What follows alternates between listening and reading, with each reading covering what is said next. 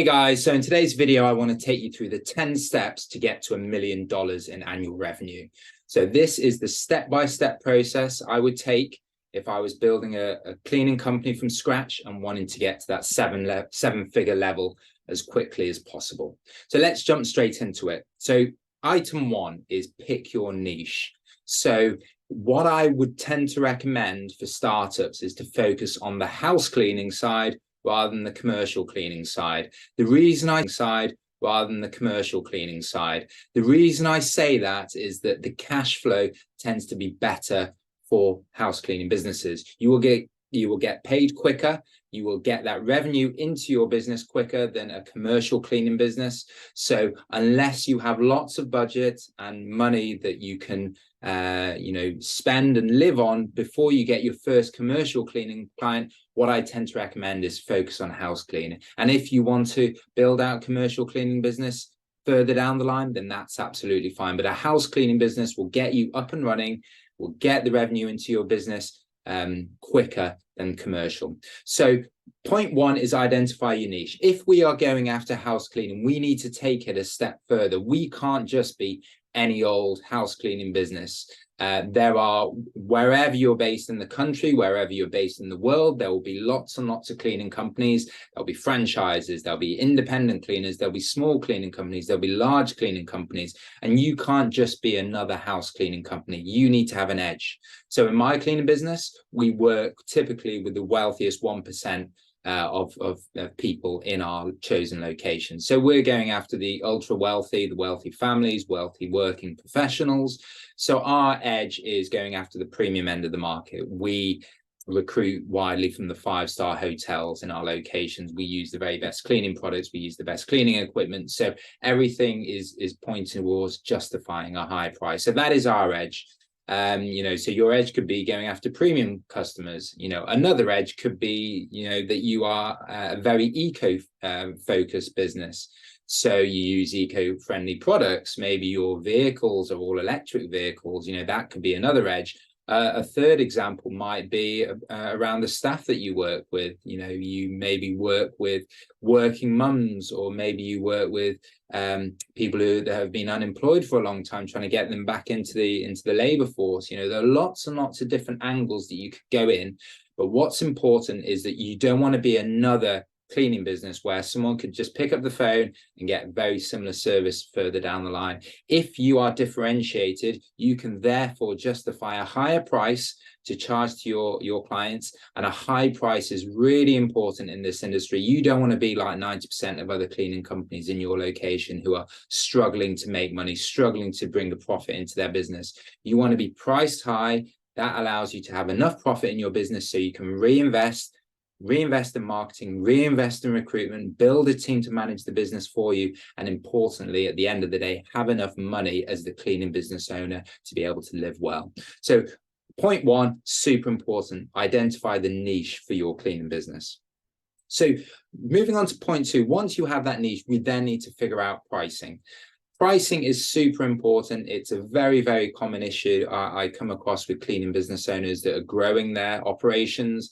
As many of you will realize, when you are starting out, maybe you are doing the cleaning yourself. You have very little in terms of additional costs. You won't have an office. You won't have a fleet of vehicles. You won't have lots of equipment. It will probably be you and a few additional costs. So what that means is that, whatever price you're charging your clients, you could probably be charging quite low and still be making a nice little profit and earning a nice little income. But that same pricing strategy will not work as you scale your business. As you go from, say, 0K a month to 10K a month to 50K a month to 83K a month, which is that $1 million level, you will incur additional costs. You will incur additional costs around software. You will probably have office managers involved. You will probably have, you may have an office. You will have additional marketing costs, recruitment costs, and those all need to be paid out of this revenue that you're generating from your clients. So a way to keep very disciplined is to use what I call the 50% labor cost rule. And what that says is that no matter what the size of your business, if you are paying out around 50% of your revenue to your labor, so in other words, let's say you have a $100 job and you're charging your client $100, if you can pay your cleaners $50 to do that job and they're doing a good quality job, then that would be a 50% labor cost. If you are having to pay them $70 out of that 100, then that's a 70% labor cost. And that is when things are getting too high. So if we have a 50% labor cost, what that means is that if we are spending additional monies on things like marketing or recruitment or office managers or things like that, even after we pay them, we should still have a decent amount of profit margin at the end of the day. So in my business, when four cities, we do 7 figures plus a year, we tend to pay around 50% of our revenue to our labor. And then around, at the end of the day, what we get after we have our additional costs, our office managers, our marketing, our software, is that we get about a 20% profit margin. So for every $100 job, we would expect to get $20 of that job as profit to me as the cleaning business owner. So everything starts off at the labor cost level. If you have a very high labor cost, if you're at 70% and you are trying to build your business and you're adding recruitment, adding marketing, you will just not be left with enough money at the end of the day as a cleaning business owner. You do not want to be a 7-figure business owner and not be making any profit. So item 2 is pricing. Get disciplined around pricing. Use the 50% labor cost rule to guide you and use that as a strategy as you scale your business. So point 3 is around recruitment, and recruitment will probably be the biggest challenge in your business as you scale, particularly as you grow your business, trying to maintain the quality of your recruits, trying to keep your cleaning staff engaged and staying with you a long time and doing a great job will probably be one of the biggest challenges as you grow your business from where you are now to 7 figures. So in the early days, and this is something I would recommend, whether you are a startup business or whether you are, your business has been going and up and running for a set period, is that I think that there's huge value for you guys as cleaning business owners to actually have first-hand experience doing some of the cleaning yourself. That is not to say we want you to train yourselves to be the best cleaners in your company. The reason why we do this, and the reason why I did this early on in my cleaning business, is that we need to know firsthand some of the challenges that your cleaning staff will have. You will, for those of you that have been in the business for a little while, you will know that any 2 houses will not be the same. Maybe one is a working professional couple. They're rarely at home. They're very tidy. Maybe you have another one where there is, 3 kids, working family. There's lots of people at home all the time. That house for the same size property will take a lot longer than for the working couple. You'll have recurring cleaning services, which will take very much less time than sort of a deep clean service, a post-renovation service, a post-party service. So what is important is that you as the cleaning business owner need to understand some of these challenges up front. And when there is a problem, you need to then think about, what can we do? If a house is, your teams arrive and it's clear that there's going to be a lot more involved, do you tell your cleaners to stay on for longer? If you do, does the client pay for it? Does you as the cleaning business owner pay for it? What is the step-by-step process? But as I said, going back to the beginning of this point 3 about recruitment being a big challenge, if you can then say when you're recruiting additional cleaning staff, yes, I well understand, the challenges that you came across. I did some of the cleaning early on in my business. That is a hugely powerful statement for your cleaners. That is telling your cleaners that, you do understand that it's not easy work every single day of the week. You will come across difficult clients. You will come across very untidy, dirty properties. So whether you are starting out or whether you have been in business for a little while, I really think that you as the cleaning business owner, if you have done some of the cleaning yourself, that will help with your recruitment. Further down the line, if you have office managers and recruitment managers, I would recommend that they do the same. Get them in the field for at least some of the work so they can have a better first-hand experience of the challenges there. So recruitment, get out in the field early on, recruit those people, recruit for not necessarily the experience, but softer skills. So you will find that your best recruits will be the people with the best attitude, people that are willing to take on constructive feedback, people that are always on time for work, people that don't take very much sick days, people that want to get better and better. And I would take those types of people well above someone who has been at a 5-star hotel, you know, for 10 years and been managing a team there with a less good attitude. So point 3 about how you get to that $1 million level is recruitment. Invest in your recruitment, invest in people that are willing and have the softer skills to improve. And, you know, as you scale your team, show your team that, you know, you appreciate their efforts. You know, be sure to check in regularly with them, take them out for coffee. The more that your workforce is engaged in your cleaning business, the longer that they will stay with you, the more that they will refer their friends, and the better job that they will do. So recruitment is critical. If you get recruitment right, you will have a huge amount solved in your quest to get to 7 figures. So once you have a team on board, point 4 is about marketing. The first place I tell people to really try to nail down with their marketing is the pay-per-lead sites. You know, and this is more to do with those of you that are relatively early in your business. Maybe you're just starting out. But the beauty of these pay-per-lead websites like Thumbtack, like Bark, you know, like Google Local Service Ads, is that you actually don't even need a website in place, you know, to run these campaigns. You can buy leads, buy client leads for so many dollars each, and you can get on the phone, you can speak to them, you can ask them what they're looking for, you can tell them a bit more about your service, and you can actually get booked in the calendar straight away. And the reason why I tend to tell people to focus on pay-per-lead to begin with is that this is the quickest way to get out the gate. So this is the quickest way to get money coming into your business. You don't need to spend so many hundreds or thousands of dollars on a nice, pretty website. You know, you can get money coming in the door, and then you can use that money to then reinvest and then build out your website and build out your other marketing strategies. So use these pay-per-lead websites to put in a bit of money, see what it's like, you know, managing these clients, managing, you know, cleaners. If you've recruited some additional cleaners to do these jobs, are you happy with what you think running a cleaning business will be like? This will be typically the lowest cost way to get to that position. Once you're in that position, and once you think, yes, I want to give this business a real shot, I want to grow this business quickly, I want to focus on it full time, then that's when we go on to point 5, and that's when we go and build out a website. The website is your shop front. It is a critical part of your marketing. You know, as you get more and more clients, you will get more referrals. You will say, you know, Angela, your client has referred your cleaning business to all her neighbors because you did such a great job. She will tell her neighbors the name of your cleaning company. They will go to Google and search for it. The first impression will be your website.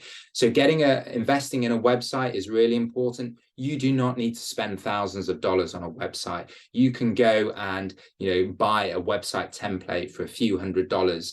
You know, and what that template is that it allows you just to, you know, add your photos, add in text, but in a template that looks professional and that looks good on mobile as well as desktop. So there's a few things that we need to make sure when we are building out a website. You know, we need to make the phone number very, very visible. We put that in something called a sticky header at the top of the page. So even as you're scrolling down the page, the phone number is always visible in the top right-hand corner of your website. The second part is that we have what's called a lead capture approach. So if people are interested in finding out more about what we do, wanting to get a price, we leave them a short form on the website. You know, we'll have the person's contact details, their name, phone number, email address, you know, the square footage of the property, how often they want their property cleaning. And when someone submits that form, goes to our email, we'll give them a call, we'll have a conversation, then we try and get them in the calendar. So it can be just as simple as that. You know, we just need a website that looks relatively professional, tells them, importantly, what you do and where you do it. That is another thing that I often see is missing. So people will say, the main title is we're the number one cleaning house cleaning business, cleaning company, but they do not tell you where you are based. The number one house cleaning company serving Charlotte, North Carolina. We need to show where we're serving as well as what we do, and that needs to be at the very beginning. We don't want to be getting the clients to be scrolling through the website to figure out, are we, does this cleaning business serve where I live? So invest in a website. Don't spend thousands. Buy a website template. Make sure your phone number is visible. Make sure you have a lead form that is easier to fill out, not a very long form, because otherwise your conversion rates will come down. If you need any guidance on where to buy these website templates, just drop me a comment and I can send you a link. There's lots of these website template sites out there that you can buy these templates. So point 5 is build out a website. Once you have a website in place, this is where we get onto the really interesting marketing strategies that I focused on an awful lot in my cleaning business. So point 6 is then invest in Google Ads. So as I said in point 4, we're running pay per lead sites. We've got Thumbtack, we've got Bar, we've got Google local service ads. They're great channels, but what can be the case is because those leads are being sold to multiple people, you can often find that you get the response that people are just looking for the lowest price. So the reason why I like Google Ads is that when you create an advert, that person, when they click on your ad, goes to your website. That person is not being sold to multiple people. If that person who comes to your website likes what they see on the website, gives you a call or fills out an online form, you're not competing with anyone else. So, for me, in my cleaning business, Google Ads was extremely effective. And we used that very early on when we just launched the cleaning business, but also when we entered locations 2, 3, and 4, Google Ads was our first point of call, to really ramp things up in those locations. So point 6 is Google Ads. You can learn Google Ads yourself. There's lots of great YouTube how-to videos. There's actually quite a few on my channel as well, so you can have a look. Google has something called a smart Google Ads campaign, which is a very sort of filtered down, watered down Google Ads strategy that you can at least get up and running. But really, Google Ads can be extremely effective, but you need to know what you're doing with it. If you do not know what you're doing, you can get into a position where you're wasting lots of money. So if you're going to do Google Ads, do it properly. If you do it properly, you're going to be getting really good results. So point 6 is Google Ads. Point 7 is once you've got your Google Ads running, once you've got your pay-per-lead sites running, that's when you want to go into SEO.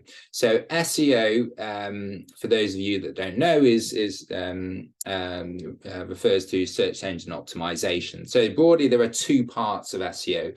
You have in the middle of page 1 of Google, which is like the maps listing. You'll see, if you type in your area, maid service near me or best house cleaning companies, you will probably see in the middle of the page, there's this map and there's a few locations. And that's what's called the Google My Business section. You'll see companies with, various ratings, starred ratings and, pins on a map. So an SEO strategy refers to being as visible as possible as you can in those map sections, but also below the map is what's called the organic SEO listings, and that is Google looking at your website and trying to think, how relevant is your website for what the person has searched. So if you are based in Charlotte in North Carolina, and someone types in maid service in Charlotte, North Carolina, and your website has lots of content about being a house cleaning company serving the Charlotte location. Maybe you've got backlinks from other publications, newspapers or magazines about your service. Google will look at your website and say, yeah, these guys are relevant for what this person is searching. Yes, we've looked at their backlink profile, and we think this is a very credible, high quality company. So we're going to rank that company on page 1 of Google. So SEO refers to both being visible on the map section in the middle of the page, but also in the organic listings below. And you can be visible in both locations, and that is really what the SEO strategy is all about. Again, this is something you can teach yourself. There's lots of great YouTube content out there. At a basic level, you will start to be able to get rankings. But particularly for the more competitive locations, the more competitive towns and cities based where you are, I would say once you're getting to that 20k a month, 25k a month level, it makes sense to then try and get an SEO specialist company to manage these campaigns for you. A lot of the basics that you will have done and you can teach yourself will get you to a certain position, but to go from say page 2 to page 1 is going to need some much more active work done on that side as well. So point 7 is invest in SEO. Point 8 is then CRM. This stands for customer relationship management. And what this really refers to is basically having a database of all your client leads and having a system where you can follow up with these new leads to try to maximize the chance of converting them from a lead to a client in your calendar.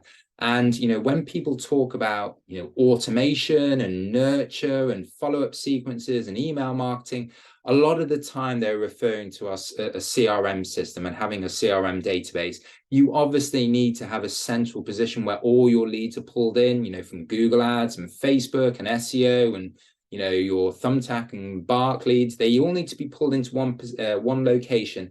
Once they're in there, then they can get worked on. Then they can get sent, automated SMS messages. Then they can get sent automated emails. Then they can get sent coupon codes and things like that. All of these things, all these multiple touch points will help with that conversion rate. Many people, particularly those companies early on, will get a lead, an inquiry, someone messaging them, and they'll try and call them back. And if they don't pick up the phone, they maybe try once or twice more, and then they leave the lead. Those people are leaving a huge amount of money on the table. If you follow up with that person multiple times, in my cleaning business, we use a 7-day, a 14-day follow-up sequence through our CRM software. You will convert some people maybe 7 days after they made that initial inquiry, and they say, I'm really sorry, I'm still interested. I've been busy at work. Let's go ahead and book. Maybe you sent them a coupon code, and that's knocked them over the edge, and that's prompted them to book service. So point 8 is once you've got your marketing channels running, once you've got your recruitment, once you've got your website, get your CRM system set up, and that will just squeeze out more clients from your lead flow. You've paid for these leads invariably, so you need to be continually marketing to them, and the CRM system will really help with that. So point 9 is that now that you have the system running, now you've got a consistent level of client leads coming in, now you're building out your cleaning staff, you have your CRM, optimizing your conversion rate, your website is working well, it's converting people from click to lead. This is when you start to really think more actively in terms of bringing people into your business to help run the day-to-day operations. So virtual assistants, VAs, are a great place to go. You can get VAs who are overseas that you can pay, who will work at a lower hourly rate than maybe someone, in your country. And what the VA does is that, they will really help manage day-to-day operations with you. There are various ways that you can introduce a VA into business. Maybe you only pay for them a few hours a week to begin with. Maybe they are doing low risk tasks like chasing invoices or running some numbers for you or tweaking the website, and the way that I did it when I was scaling my business is that as I found VAs that I liked and did a good job and were reliable, I started to give them more and more work, and that would progress right the way up to actually taking client calls, to actually managing the inbox, to dealing with complaints, to recruiting new cleaners, managing the cleaners. Ideally, that's the position you want to get at. And, you know, as the cleaning business owner, you will likely be doing a lot of that stuff yourself. So as you get VAs that you like and start giving them more and more work, as they prove themselves, that allows you to step away from the day-to-day running of the business. And that just gives you a huge amount more flexibility. So finding VAs, giving them more work, how you introduce them to your business, that is the next big stage as you get to 7 figures. If you are the cleaning business owner and you are dealing with all the operations at 7 figures, you are going to be pretty stressed. You've got a lot on your plate. So bringing in a VA, bringing in an office manager into your business will be an important step once the rest of the business operations is running relatively consistently. A really final important point here is this is where point 2, pricing, is so important, because if you are paying too much of your revenue to your cleaners, then you will not have enough money left over to pay for an office manager, pay for a VA, and have enough money for you as the cleaning business owner at the rest of the day. So you need to get your pricing right before you look at VAs and office managers. And that brings me to point 10, and that's KPIs, key performance indicators. And really, that is the primary role as you as the cleaning business owner once you have VAs running the day-to-day operations for you as the business. So, you know, we need to know, if we are no longer in the day-to-day operations, is our cleaning business still going in the right direction? Is it still growing? What growth rate do we want to be targeting? You know, it's not sufficient to say, you know, okay, the cleaning company is still growing. That's great. We need to start putting some proper targets. Do we want, you know, grow 100% each year? Do we want to grow 50%? Do we want to, you know, grow 200%? What is that target? And what you can do once you have that target in place is then start to reverse engineer the way to get to that. So if we're looking to double the, you know, grow 100% in the next 12 months, if we break that down into 12 months, we know that we need to, you know, be growing, say, 8% a month. You know, 12 months at 8% is getting towards that 100% level. So we know that if we're not growing 8% a month, then we're not going to hit that target. So the KPIs is really important, because then you can start asking the questions like, okay, we want to grow 8% this month. We need to grow our revenue 8%. Well, that probably means that we need to get 8% more clients, 8% more cleaners, or, you know, maybe we can upsell some more products to them, or maybe we can increase our prices. But what the KPIs does is that it then says, you know, these are the most important metrics in our business that we need to hit our 8% monthly growth rate goal. So say we decide that to grow 8%, we need an extra five recurring clients this month. We know that we typically lose 1 or 2. So, you know, 5 minus 2, it means that we've still got +3, and that +3 additional recurring clients will give us that 8% growth.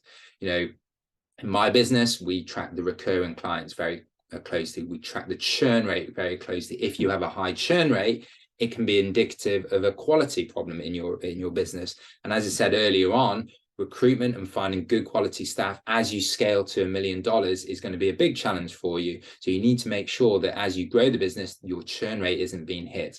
The churn rate is another example of a very important KPI. And then on the recruitment side, we're looking at things like, you know, how many new cleaners have we onboarded? How many interviews? How many job offers have we made?